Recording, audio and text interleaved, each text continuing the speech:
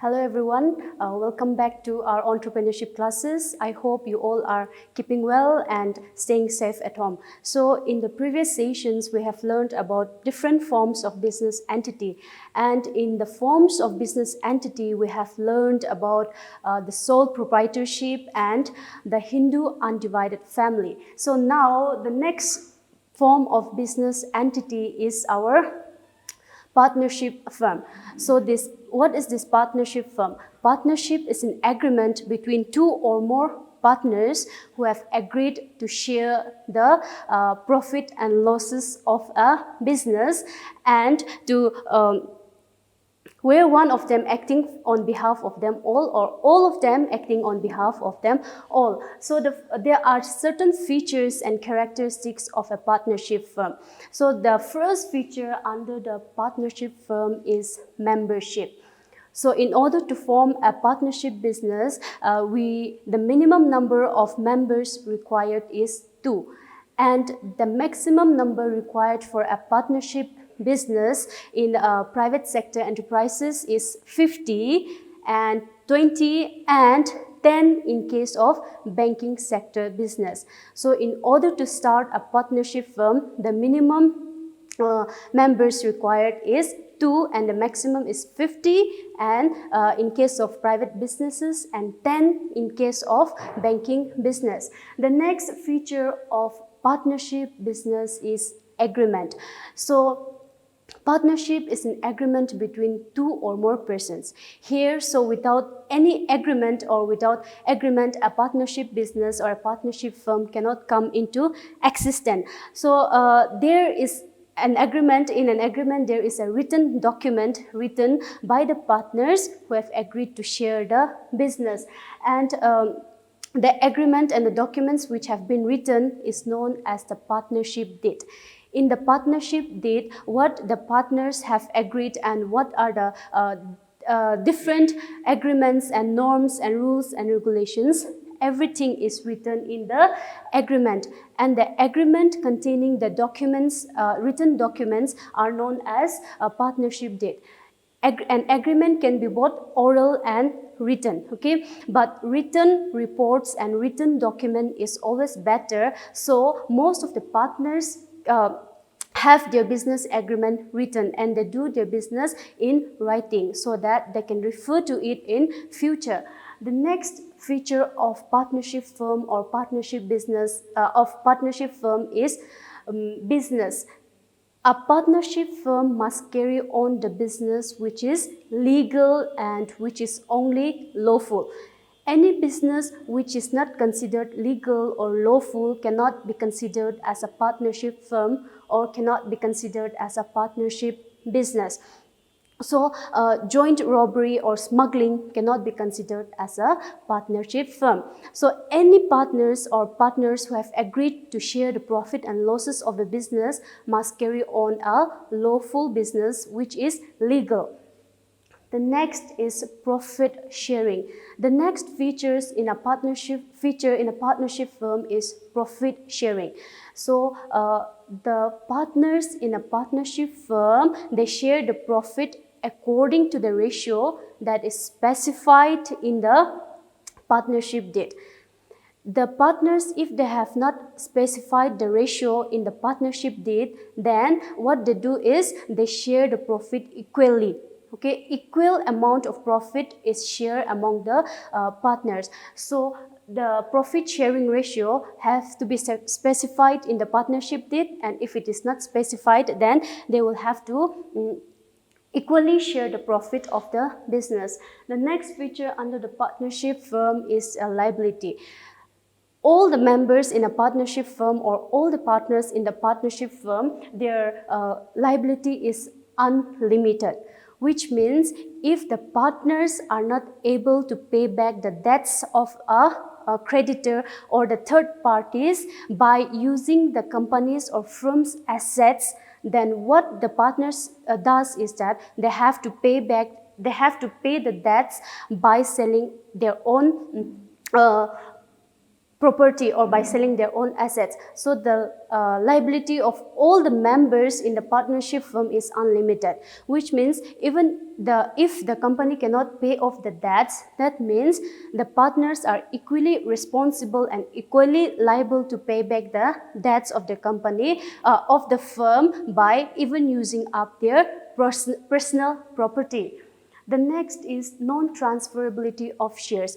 In partnership business, shares cannot be transferred to anyone. Any of the partners cannot transfer their share without the consent of the other partners.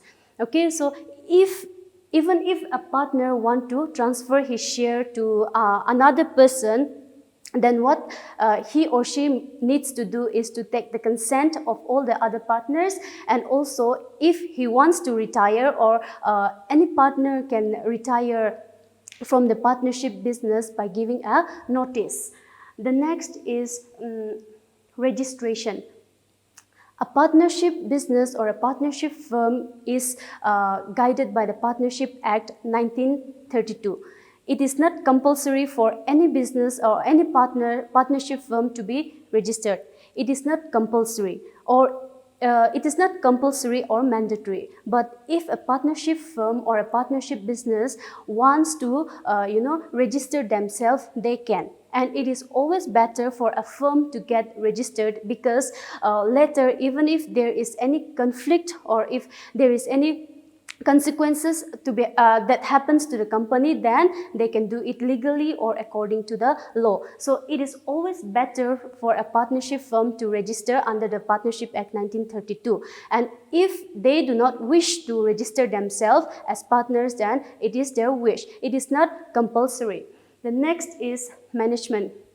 The management in the partnership firm is done by all, or some of them are specified in the partnership deed. Some of them are given a specific area of management, and some of the partners are appointed to manage the day-to-day activities and daily activities. But when it comes to decision making and crucial decision and problem solving in partnership firm, then all the members should come together, and the consent of all the members is required for the management. So for management, only few people are appointed for day-to-day management, but there are also some specified area in the partnership deed where a partner is appointed for a specific area, and day-to-day activities is done by one or two members acting on behalf of them, where the decisions of the partnership firm is taken with the consent of all the members. The last feature of a partnership firm is time period. In a partnership firm, there is no time period. A business can continue as long as they want. Even if a partner wants to retire, he can do so by giving a notice, but the partnership business continues on. And if a business firm or in a partnership firm, if a partner dies or if a partner retires, then what they can do is they can settle the claim of the retired and the dead partners, but they can continue on the business if the other partners are agreeing to continue the business. So there is no time bound or limit to the time period of the partnership business. They can continue if the partners wish and will to continue in the business. So we have learned about the partnership form of business. The next form of business and in business entity is the cooperative organization. So this cooperative organization is a voluntary association of persons and a voluntary association of people coming together with the motive of providing service to its members. So these cooperative organizations are voluntary organizations where the main motive is to provide service to its members and not to earn profit. So there are 5 features under the cooperative organization, and let's look into it one by one. So the first feature is voluntary association. In cooperative organization, any person can come and join the cooperative organization or this association. It is a voluntary association of people. Anyone can come at any time and leave at any time by giving the notice. For example, a farmer can join an agricultural society, and a customer can join a consumer society. So it is a voluntary association of different people, and anyone can come and join this cooperative organization irrespective of their caste, creed and religion. So since it is a voluntary association, it is a society formed for all the people and for the beneficial of the members. So it is a voluntary association where anyone can come and anyone can leave. Entry and exit to cooperative organizations are free. But if the any member wants to leave the cooperative organization, they have to give a notice and just leave it. The next feature is equal voting rights. And in a cooperative organization, even if a member is holding 10 shares, or even if another member holds 1,000 shares, it doesn't matter, because they go according to the democratic principle of one person, one vote. In the same manner, in cooperative organization, a person can vote only once in the organization. Even if he holds 1,000 of shares or 10 shares or just 1 shares, it doesn't matter. In case of cooperative organization, they can have just one single voting rights for a person. The next is service motive. The main motive of this cooperative organization is to provide service and services to its members of the organization. And the second motive is to earn profit, but the foremost and the primary motive is to provide service to the members of the cooperative organization. There are certain cooperative organization you might also be knowing, such as self-help groups and NGOs. Those are known as cooperative societies, where they are formed with a service motive, providing services to the members, providing services to the community, and providing services to the people in and around as well. So the main motive of the cooperative organization is to provide service. The next is separate legal entity. An entrepreneur in a cooperative society, and the owner and the business is considered as different. This cooperative organization have the distinct common seal and a very distinct name. Maybe some self-help groups have their own self-help groups names, and those names are used to come into contract with the outsiders. Or even if the organization wants to enter into contract with the outsiders, they can do it by using the common seal of the organization. And so this cooperative society and the members of cooperative society are considered as separate. The organization is separate, and the members are separate. Next is distribution of surplus. In cooperative societies, the surplus or the profit of the organization is distributed according to the dealings they do with the members, or according to the dealings of the society, and not according to the capital or the ratio they have contributed.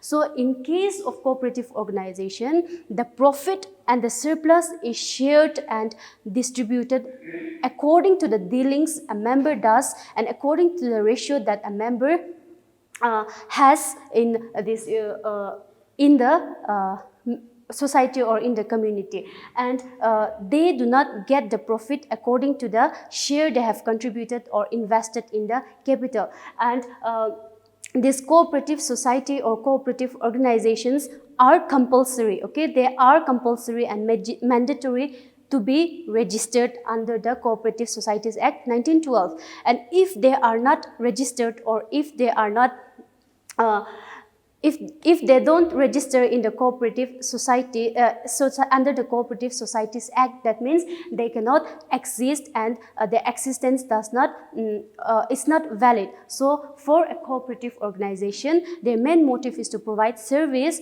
and they have to get themselves registered in the Cooperative Societies Act 1912.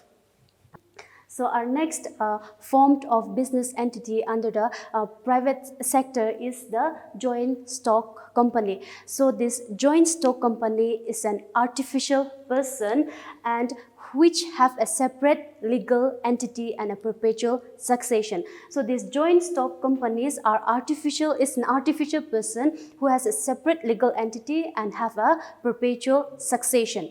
So there are distinct features of this joint stock company, and the first feature is separate legal entity. A company in this joint stock company, it has a separate legal entity. Since it does not have an existent as human being, they have a separate legal entity. They have a seal and they continue the business with its own name. The joint stock company will come into contract and deal with its assets, like buy and sell its assets according to the name of the company. The next feature is artificial person. A joint stock company is considered as an artificial person because in a joint stock company, they don't have a physical body like human beings, and they are considered as artificial person, and this company comes into contract with the outsiders, and the daily activities and operations and dealings are done by some of its members known as the directors.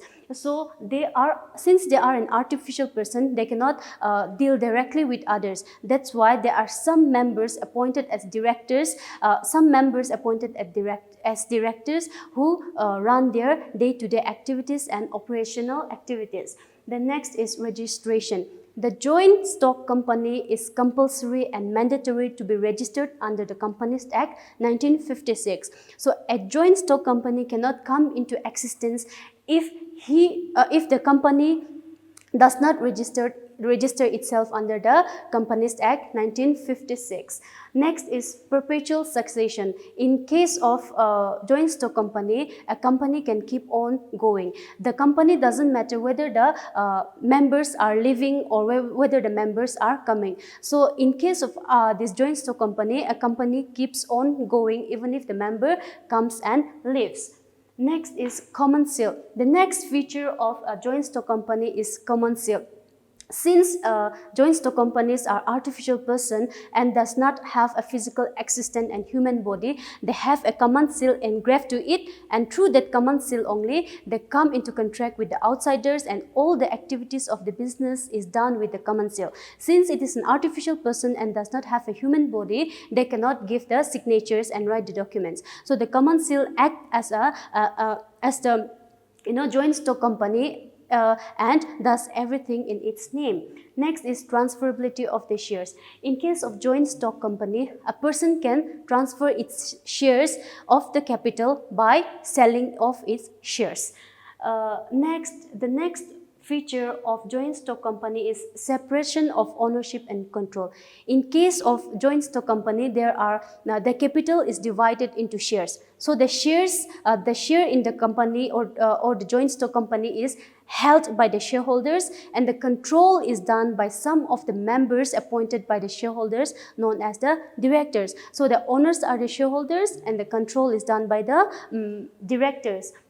Next is limited liability. In case of joint stock company, the liability is limited to the extent of shares that they hold in the business. Suppose a person have 1,000 shares at the rate of rupees 10. Then he is liable only to the 10,000 rupees. A person liability extends only to the number of shares that he holds in the business. So this person's Mr. A's liability amounts to only 10,000. So the liability in the business is of the joint stock company amounts to the shares they hold in the business. Thank you.